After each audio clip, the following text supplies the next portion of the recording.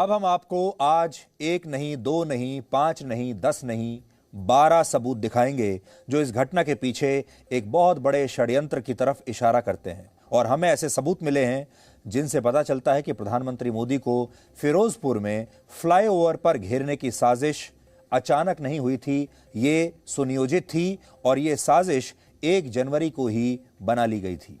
1 जनवरी को पंजाब के फिरोजपुर में अलग अलग जगहों पर बैठकें हुई जिनमें प्रधानमंत्री के काफिले को घेरने की रणनीति बनाई गई। इसके बाद 5 जनवरी को सुबह फिरोजपुर में अलग अलग रास्तों पर भीड़ को इकट्ठा किया गया और जिस रूट से प्रधानमंत्री आ रहे थे वहां पहले किसान मौजूद नहीं थे। अब हम ये भी नहीं कह सकते कि ये किसान ही थे या ये कोई और था। ये जो विरोध प्रदर्शन करने वाले लोग थे ये कौन थे? किसान थे? ये भी हमारा मन नहीं मानता कि पंजाब के जो किसान हैं वो अपने देश के प्रधानमंत्री के साथ ऐसा करेंगे, लेकिन कोई तो था। तो ये लोग पहले वहां मौजूद नहीं थे, लेकिन हमें पता चला कि जैसे ही प्रधानमंत्री मोदी का काफिला सड़क मार्ग से फिरोजपुर के लिए भटिंडा से निकला, उसी समय किसी ने उग्र भीड़ को इसकी जानकारी दी और 50 से 100 लोगों का एक जत्था पुलिस द्वारा की गई नाकेबंदी को तोड़ते हुए इस फ्लाईओवर के पास पहुंच गया। जो लोग ये कह रहे हैं कि रास्ता बंद करने वाले किसान शांतिपूर्ण प्रदर्शन कर रहे थे, आज उन्हें एक बार ये तस्वीरें भी देख लेनी चाहिए। ये तस्वीर उस समय की है जब प्रधानमंत्री का काफिला फ्लाईओवर के पास था और उग्र भीड़ हर उस गाड़ी और बस पर हमला कर रही थी जिस पर प्रधानमंत्री के पोस्टर्स चिपके हुए थे। सोचिए, अगर प्रधानमंत्री का काफिला इस भीड़ के बीच कहीं फंस जाता तो फिर क्या होता? ऐसी स्थिति में मोदी की जान को कितना खतरा हो सकता था, आप इन तस्वीरों से पता लगा पाएंगे। अब देखिए एक के बाद एक वो 12 सबूत और उसके बाद खुद फैसला कीजिए। बेनती है भी 5 तरीक को ਵੱਧ ਤੋਂ ਵੱਧ ਵਿਰੋਧ ਕਰੋ, ਵਿਰੋਧ ਵਿੱਚ ਸ਼ਾਮਲ ਹੋਵੋ। ਫੇਰੂ ਸ਼ਹਿਰ ਫਿਰੋਜ਼ਸ਼ਾਹ ਦਾਣਾ ਮੰਡੀ ਪਹੁੰਚੋ। ਇੱਕ ਤਾਂ 10 ਵਜੇ ਨੂੰ ਸਾਰਿਆਂ ਨੂੰ ਬੇਨਤੀ ਹੈ, ਹੱਥ ਬੰਨ੍ਹ ਕੇ ਕੋਈ ਵੀ ਸਾਥੀ ਇਹਨਾਂ ਦੀ ਰੈਲੀ ਵਿੱਚ ਸ਼ਾਮਲ ਨਾ ਹੋਵੇ। ਦੱਬ ਕੇ ਵਿਰੋਧ ਕਰੀਏ ਭਰਾਓ। ਹਾਂ ਵੀ ਸਾਥੀਓ, ਅੱਜ ਜਿਹੜਾ ਆਪਾਂ ਮੋਦੀ ਸਰਕਾਰ ਦਾ ਮੋਦੀ ਦੀ ਰੈਲੀ ਦਾ ਵਿਰੋਧ ਕਰਨ ਜਾ ਰਹੇ ਹਾਂ, ਉਹਦੇ ਵਿੱਚ ਮੀਡੀਆ ਵੱਲੋਂ ਇਹ ਖਬਰ ਫੈਲਾਈ ਜਾ ਰਹੀ ਆ ਵੀ ਸਰਕਾਰ ਨਾਲ ਸਮਝੌਤਾ ਹੋ ਗਿਆ, ਸਾਰੇ ਧਰਨੇ ਚੱਕ ਲਏ ਗਏ ਆ। ਬਿਲਕੁਲ ਝੂਠ ਆ, ਗਲਤ ਗੱਲ ਆ। ਉਹ ਸਿਰਫ ਕਿਸਾਨ ਸੰਘਰਸ਼ ਕਮੇਟੀ ਨੂੰ ਕੁਛ ਉਹਨਾਂ ਨੇ ਦਿੱਤਾ ਵੀ ਜਿਵੇਂ ਆਪਾਂ ਨੂੰ ਪਹਿਲਾਂ ਕਿਹਾ ਸੀਗਾ ਦਿੱਲੀ ਮੋਰਚੇ ਵੇਲੇ ਵੀ ਕਰ ਦਿਆਂਗੇ, ਉਹਨਾਂ ਚਿਰ ਕੋਈ ਸਮਝੌਤਾ ਨਹੀਂਗਾ। ਇਹ ਸਿਰਫ ਆਪਣੇ ਅੰਦੋਲਨ ਨੂੰ ਠੰਡਾ ਕਰਨ ਵਾਸਤੇ ਆਪਾਂ ਨੂੰ ਗੁੰਮਰਾਹ ਕੀਤਾ ਜਾ ਰਿਹਾ ਵਾ। ਕੋਈ ਫੈਸਲਾ ਨਹੀਂ ਹੋਇਆ।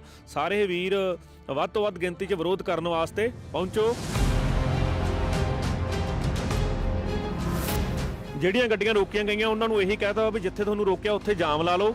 ਜਿਸ ਤਰ੍ਹਾਂ ਹਰੀਕੇ ਹੈਡ ਤੇ ਕਿਸਾਨ ਮਜ਼ਦੂਰ ਸੰਘਰਸ਼ ਕਮੇਟੀ ਦੇ ਨਾਲ ਉੱਥੇ ਸਾਡੀਆਂ ਗੱਡੀਆਂ ਰੁਕੀਆਂ, ਉਹਨਾਂ ਨੇ ਉੱਥੇ ਜਾਮ ਲਾ ਲਿਆ। ਇਸੇ ਤਰ੍ਹਾਂ ਹੋਰ ਆਸੇ-ਪਾਸੇ ਜਿੱਥੇ ਰੁਕਦੇ ਜਾਮ ਵੀ ਲੱਗ ਰਹੇ ਆ। ਪਰ ਵੱਡੀ ਗਿਣਤੀ ਦੇ ਵਿੱਚ ਸਾਡੇ ਕਿਸਾਨ ਇੱਥੇ ਫਿਰੋਜ਼ਸ਼ਾਹ ਦਾਣਾ ਮੰਡੀ 'ਚ ਵੀ ਪਹੁੰਚ ਚੁੱਕੇ ਆ। ਸੋ ਇੱਥੋਂ ਅੱਗੇ ਹੁਣ ਕੀ ਬਣਦਾ ਵਾ, ਕੋਸ਼ਿਸ਼ ਕਰਾਂਗੇ ਵੀ ਅਸੀਂ ਰੈਲੀ ਵਾਲੇ ਸਥਾਨ ਤੇ ਪਹੁੰਚੀਏ। ਉੱਥੇ ਰੈਲੀ ਵਾਲੇ ਥਾਂ ਤੇ ਪਹੁੰਚ ਕੇ ਵਿਰੋਧ ਪ੍ਰਦਰਸ਼ਨ ਕਰੀਏ।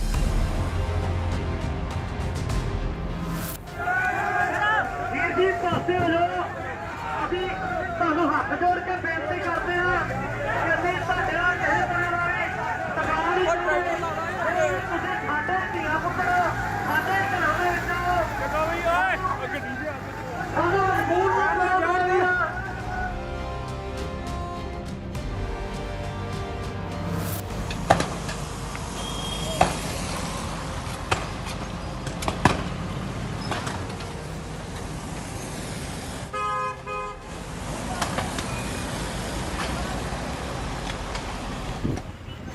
ਪੱਟ ਨੂੰ ਇੱਥੇ ਤੈਨੂੰ ਵਿੱਚ ਪੱਟ ਦੋ ਪੱਟ ਦੋ ਤੇਰੇ ਮਰ ਜਾ ਤੇਰੇ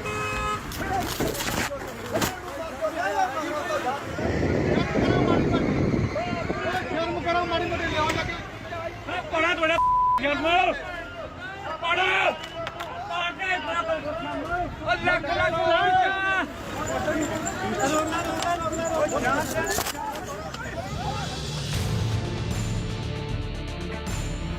ਭਾਰਤੀ ਕਿਸਾਨ ਯੂਨੀਅਨ ਕ੍ਰਾਂਤੀਕਾਰੀ ਨੇ ਇੱਥੇ ਤਲਵੰਡੀ ਤੋਂ ਫਿਰੋਜ਼ਪੁਰ ਰੋਡ ਜਿਹੜਾ ਉਹ ਇੱਥੇ ਪੁਲਾਂ ਤੇ ਆ ਜਾਮ ਕਰ ਲਿਆ। ਬੀਜੇਪੀ ਦੀਆਂ ਜਿਹੜੀਆਂ ਰੈਲੀ ਤੇ ਜਾ ਰਹੀਆਂ ਸੀ ਬੱਸਾਂ, ਉਹਨਾਂ ਨੂੰ ਰੋਕ ਲਿਆ ਵਾ। ਇੱਥੇ ਰੋਕ ਕੇ ਵਿਰੋਧ ਕੀਤਾ ਜਾ ਰਿਹਾ। ਉਹਨਾਂ ਦੇ ਆ ਪੋਸਟਰ ਉਤਾਰ ਦਿੱਤੇ ਗਏ ਆ ਪੁਲ ਤੇ ਵੱਡਾ ਜਾਮ ਲਾਤਾ ਭਾਰਤੀ ਕਿਸਾਨ ਯੂਨੀਅਨ ਕ੍ਰਾਂਤੀਕਾਰੀ ਨੇ। ਠੀਕ ਆ ਉਹ ਅਸੀਂ ਵੀ ਬਿਨਾਂ ਕੋਈ ਛੱਡ ਕੇ ਮੈਂ ਪੁਲਿਸ ਤੇ ਆਇਆ ਚੱਲ ਤਾਂ ਯਾਰ ਦੇਖੋ ਅੱਜ ਮੇਰੀ ਗੱਲ ਮੰਨ ਕੇ ਮੰਨੋ ਯਾਰ ਉਹ ਅੱਗੇ ਆਪਾਂ ਫਿਰ ਜੋ ਕਹੋਗੇ ਆਪਾਂ ਕਰ ਲਾਂਗੇ ਯਾਰ ਸਾਰਾ ਕੁਝ ਮਸਲਾ ਹੱਲ ਕਰ ਸਾਰੇ ਸਾਥੀ ਬੈਠ ਜਾਣ, ਜਿੱਥੇ ਜਿੱਥੇ ਖੜੇ ਉੱਥੇ ਹੀ ਬੈਠ ਜਾਓ। ਤੁਹਾਡੇ ਵਾਸਤੇ ਸੋਫੇ ਨਹੀਂ ਆਉਣੇ, ਤੁਹਾਡੇ ਵਾਸਤੇ ਗੱਦੇ ਨਹੀਂ ਆਉਣੇ। ਉਹ ਜਿਹੜੇ ਦੁਸ਼ਮਣਾਂ ਦੀ ਰੈਲੀ ਚ ਕਿਸਾਨਾਂ ਨੇ ਇੱਥੇ ਉਹਨਾਂ ਵਾਸਤੇ ਗੱਦੇ ਵੀ ਆ ਸਕਦੇ। ਜਿਹੜਾ ਫਿਰੋਜ਼ਪੁਰ ਤਲਵੰਡੀ ਤੋਂ ਫਿਰੋਜ਼ਪੁਰ ਆ ਜਿਹੜਾ ਰੋਡ ਜਾਮ ਕਰਤਾ, ਲੋਕਾਂ ਦੀ ਹਿੱਤਾਂ ਦੀ ਆਵਾਜ਼ ਸੁਣ ਰਹੇ ਹੋ, ਤੁਸੀਂ ਲੋਕਾਂ ਦੀ ਆਵਾਜ਼ ਬੁਲੰਦ ਰੈਲੀ ਕਰ ਤੇ ਰਹੇ ਹੋ ਗੱਡੀ ਕਿ ਸਾਡੇ ਵਿੱਚ ਤੇ ਗੱਡੀ ਕੋਈ ਨਹੀਂ ਲੰਘਣ ਦੇਣੀ। ਸਾਰੇ ਰਸਤੇ ਬੰਦ ਕਰਤੇ ਆ ਮੋਦੀ ਦੇ ਜਿਹੜੇ ਰੈਲੀ ਨੂੰ। ਗੱਡੀਆਂ ਦੀ ਹਵਾ ਕਰ ਦੇਣੀ ਹੈ। ਪ੍ਰਸ਼ਾਸਨ ਆਪਾਂ ਨੂੰ ਕੁੱਟਦਾ ਹੀ ਰਿਹਾ ਹੁਣ ਤੱਕ। ਕੁੱਟ ਲਵੇ ਭਰਾਓ, ਸਾਡੇ ਡਾਂਗਾ ਮਾਰ ਲਓ, ਸਾਡੇ ਗੋਲੀ ਮਾਰ ਲਓ, ਅਸੀਂ ਇੱਥੋਂ ਨਹੀਂ ਉੱਠਣਾ। ਬੈਠੋ ਜੰਮ ਕੇ ਇੱਥੋਂ।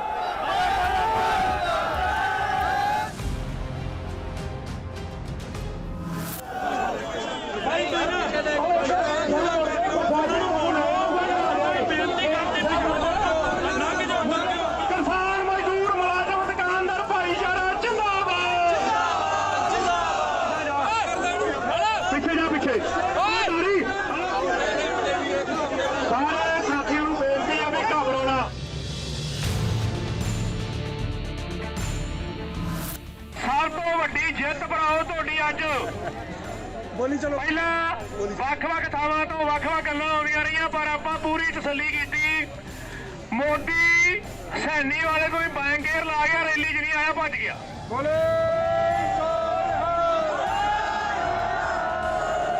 ਮੋਦੀ ਨੇ ਕਿਹਾ ਸੀਗਾ ਕਿ 5 ਤਰੀਕ ਨੂੰ ਫਿਰੋਜ਼ਪੁਰ ਰੈਲੀ ਕਰਨ ਆਊਗਾ ਤੇ ਇੱਥੇ ਜਿਹੜਾ ਤਲਵੰਡੀ ਤੋਂ ਫਿਰੋਜ਼ਪੁਰ ਨੂੰ ਰੋਡ ਜਾਂਦਾ, ਭਾਰਤੀ ਕਿਸਾਨ ਯੂਨੀਅਨ ਕ੍ਰਾਂਤੀਕਾਰੀ ਨੇ ਇੱਥੇ ਨਾਕਾ ਲਾ ਕੇ ਤੇ ਸਾਰੀਆਂ ਜਿੰਨੀਆਂ ਬੀਜੇਪੀ ਦੀਆਂ ਗੱਡੀਆਂ ਆ ਰਹੀਆਂ ਸੀਗੀਆਂ ਸਾਰੀਆਂ ਰੋਕਤੀਆਂ ਵਾ ਤੇ ਮੋਦੀ ਦੀ ਰੈਲੀ ਆ ਜਿਹੜੀ ਉਹ ਕੈਂਸਲ ਕਰਤੀ ਆ।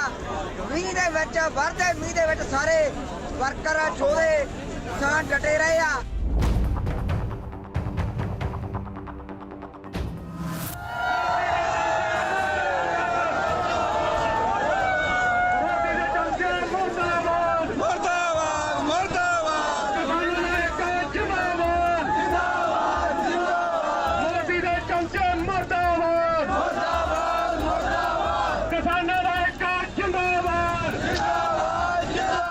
अब यहाँ पर जो सोचने वाली बात है वो ये है कि अगर ये सारे लोग किसान हैं और ये किसान एकता जिंदाबाद के नारे लगा रहे हैं, तो ये समझिए कि कृषि कानून तो मोदी ने पहले ही वापस कर लिए थे और अब इस देश में कृषि कानून बचे भी नहीं जो नए कृषि कानून आए थे।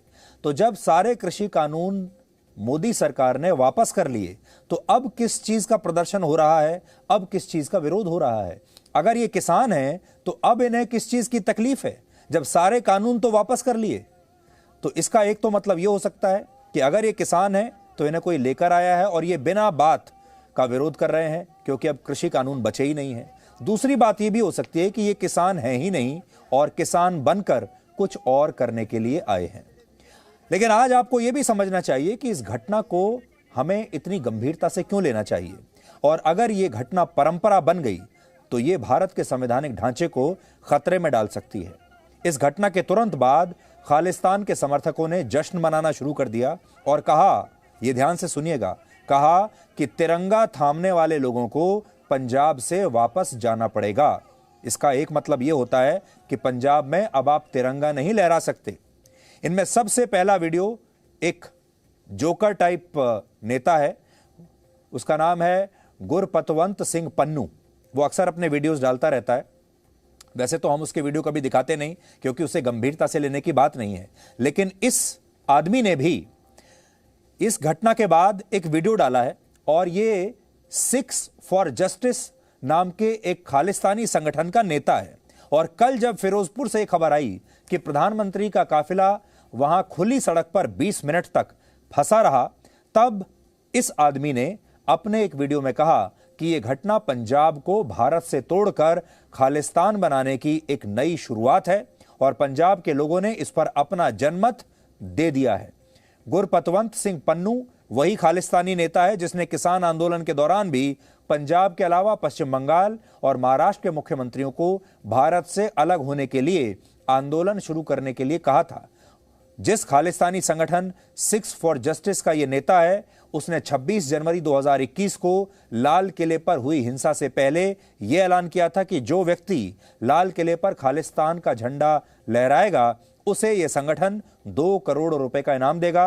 और अब यही आदमी कह रहा है कि तिरंगा थामने वाले लोगों को पंजाब से वापस जाना पड़ेगा। आप इसकी बात भी आज सुन लीजिए और फिर इसे कल की घटना से जोड़कर देखिए। वाहेगुरु जी का खालसा, वाहेगुरु जी की फतेह।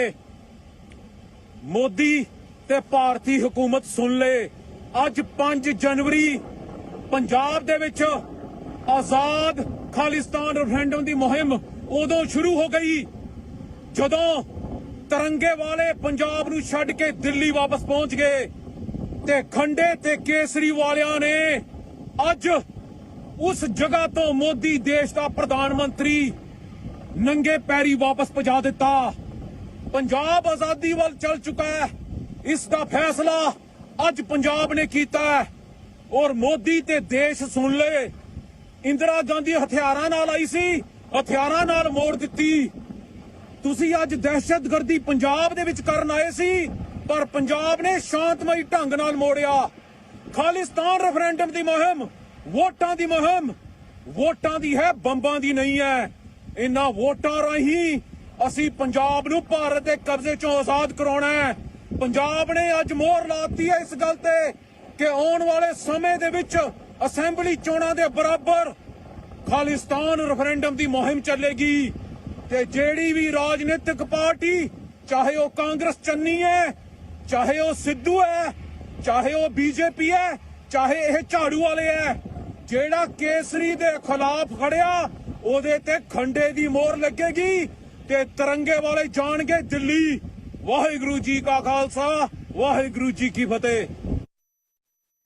ये गुरपतवंत सिंह पन्नू जो है ये एक देशद्रोही है और एक गद्दार है और इस पर भारत में देशद्रोह के कई मामले दर्ज भी हैं और वो अमेरिका से इस खालिस्तानी संगठन को ऑपरेट करता है। इसलिए आज हम ये मांग करते हैं कि गुरपतवंत सिंह पन्नू की तुरंत गिरफ्तारी होनी चाहिए। इस आदमी का गिरफ्तार होना बहुत जरूरी है क्योंकि ये अमेरिका में बैठकर भारत को तोड़ने की बात कर रहा है और ये देशद्रोह कर रहा है और इसके लिए भारत सरकार को अमेरिका से तुरंत बात करनी चाहिए और इसे अरेस्ट करवाना चाहिए।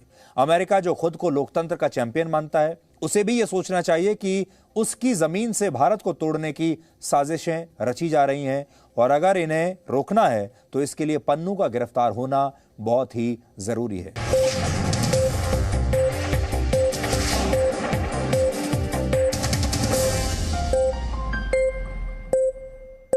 Presenting B News app, available on Google Play and App Store. Download it now.